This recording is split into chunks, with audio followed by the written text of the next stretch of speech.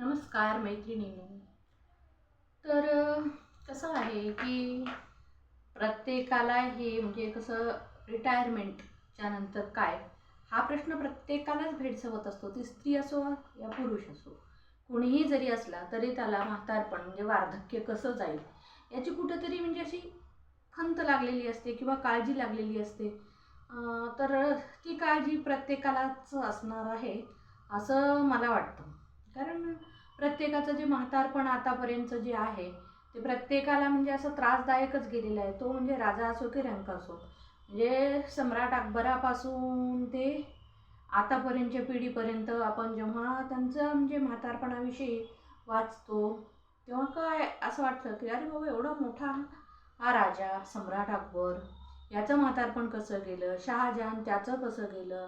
आणि आता असे बरेच लोक आहेत की ज्यांचं म्हातारपण म्हणजे अगदी सुव्यवस्थित गेलेले पण काही लोक आहेत. असं नाही की सगळ्यांचंच म्हातारपण असं म्हणजे काळजीत जाईल असं. तर त्याच विषयी मला बोलायचं आहे.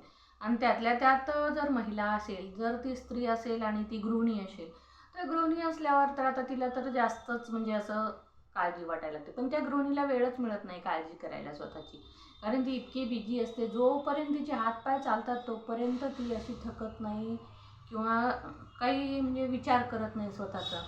आणि जेव्हा म्हणजे म्हातारपण जवळ येतं, आपण जेव्हा थकतो आणि जेव्हा आपल्याला काहीच काम होत नाही, जेव्हा आपण घरात काम करत नाही तेव्हा आपल्याला घरातली लोक मान देत नाहीत किंवा त्यांची काळजी पण तेवढी उत्साहानं घेत नाहीत.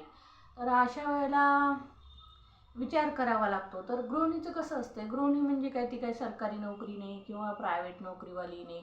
बाबा सरकारी असली तर पेन्शन भेटेल, प्रायव्हेट नोकरीवाली असली तर EPF भेटेल किंवा म्हणजे काहीतरी एखादा फंड राहील तिच्याजवळ, असं काहीच नाही आहे. गृहिणीजवळ काही नसतं म्हणल्यासारखं आहे. आणि तिची जी जमापुंजी म्हणजे काय असते, तर ती तिच्या घरामध्ये जे प्रेम वाटते किंवा सगळ्यांची काळजी घेते हीच तिची जमापुंजी असते. आणि त्या जमापुंजीच्याच जोरावरती म्हणजे जगत असते.